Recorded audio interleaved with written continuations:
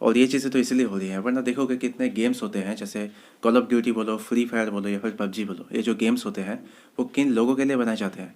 वो लड़कों के लिए बनाए जाते हैं। और लड़कियां इस गेम को खेलती भी नहीं है, बहुत ही कम लड़कियां होती हैं जो इस गेम को खेलती हैं।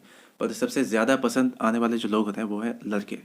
लड़के इस गेम को अच्छी तरह से एंजॉय करते हैं, क्योंकि गेम को बनाने वाले, जो इन्वेंशन करने वाले जो लोग होते हैं, वो जानते हैं कि लड़के किस चीज़ से सबसे ज़्यादा फुलफिलमेंट पा सकते हैं। वो ये है कि एक लड़के को हमेशा मिशन फोकस्ड होना चाहिए। जब वो किसी मिशन को कंप्लीट करता है, अपने लिए मिशन चूज़ करता है, कंप्लीट करता है, फिर दूसरा मिशन पकड़ता है, उसी से सबसे ज़्यादा फुलफिलमेंट उसे मिल सकता है। पर जैसे ही कोई लड़का अगर सबसे ज़्यादा रिलेशनशिप फोकस्ड हो जाते हैं, रिलेशनशिप पे ज़्यादा फोकस करते हैं, लड़कियों वाली चीज़ों पे ज़्यादा फोकस करते हैं, वो उस पोटेंशियल को कभी पा ही नहीं पाता। और रियल ज़िंदगी में लोग कभी ये सब बताते नहीं हैं कि तुम्हारी साइकोलॉजी को तुम अपने लिए कैसे इस्तेमाल कर पाओगे, कोई यहाँ पे बताएगा नहीं। पर उस चीज़ को यूज़ कैसे करना है, ये लोगों को पता होता है। इसीलिए एक एक रूल कह सकते हैं कि लड़के को हमेशा अपने मिशन पे ही फोकस करना चाहिए। जितने ज़्यादा मिशन फोकस्ड वो बनेंगे, उतने ही ज़्यादा पोटेंशियल उसको मिलेगी और उतनी ज़्यादा रिस्पेक्ट मिलेगी, समाज भी रिस्पेक्ट करेगा और रिलेशनशिप भी मिलेगी, सब कुछ अच्छी तरीके से मिल जाएगी। उसे होना चाहिए मिशन फोकस्ड। तुम्हारा जो पोटेंशियल है, तुम्हारे अंदर जो शक्ति है, वो किसी लड़की के फ्री सर्विस प्रोवाइडर बनने के लिए नहीं है। जितने ज़्यादा इन चीज़ों पे घूमोगे, उतने ही अपने आप को दूर कर दोगे अपने सही मिशन से। अब कहोगे कि हाँ, रिलेशनशिप पे तो फोकस करनी चाहिए, अपने मिशन पे भी फोकस करनी चाहिए और इस पर भी ज़्यादा फोकस करनी चाहिए। ये बात नहीं है। रिलेशनशिप को अगर कम प्रायोरिटी दोगे तब भी चलेगा, पर मिशन को हायर प्रायोरिटीज़ में हमेशा रखना पड़ेगा। क्योंकि लड़कियां होती हैं रिलेशनशिप फोकस्ड, पर लड़के अगर ज़्यादा रिलेशनशिप फोकस्ड हो जाए तो लड़कियां इमीडिएटली वो रिस्पेक्ट खो देती हैं और रिलेशनशिप भी कंटिन्यू कभी हो नहीं पाती हैं। और ये ट्रू है। अब भी अगर विश्वास नहीं हो रहा है तो एक बात बताओ, किस टाइप के हीरो को तुम ज़्यादा पसंद करते हो? रोमांटिक हीरो को या फिर एक्शन हीरो को? रोमांटिक हीरो को याद रखा जाता है, जो टीनेज के बॉयज़ होते हैं, टीनेज गर्ल्स होते हैं, वो लोग रोमांटिक हीरो को याद रखते हैं, उनके रोमांस के लिए याद रखते हैं।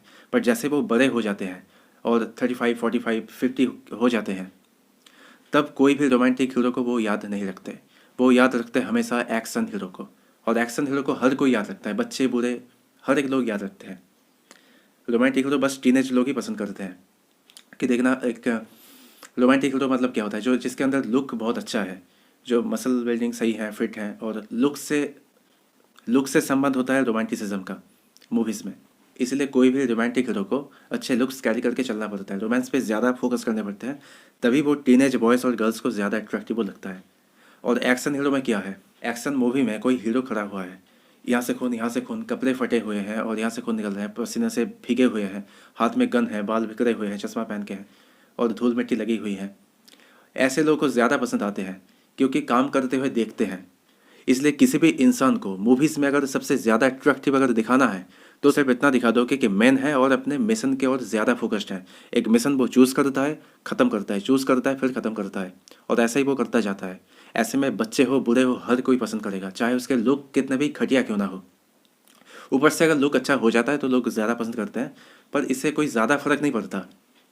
अगर वो मिशन फोकस होते हैं, अगर ऐसे दिखाते हैं, तो ज़्यादा लोग पसंद करते हैं। जैसे कैप्टन अमेरिका की बात कर लो, एक एग्जाम्पल के लिए, एक फिक्शनल कैरेक्टर है, पर वो अपने काम को ज़्यादा प्रायोरिटी देता है।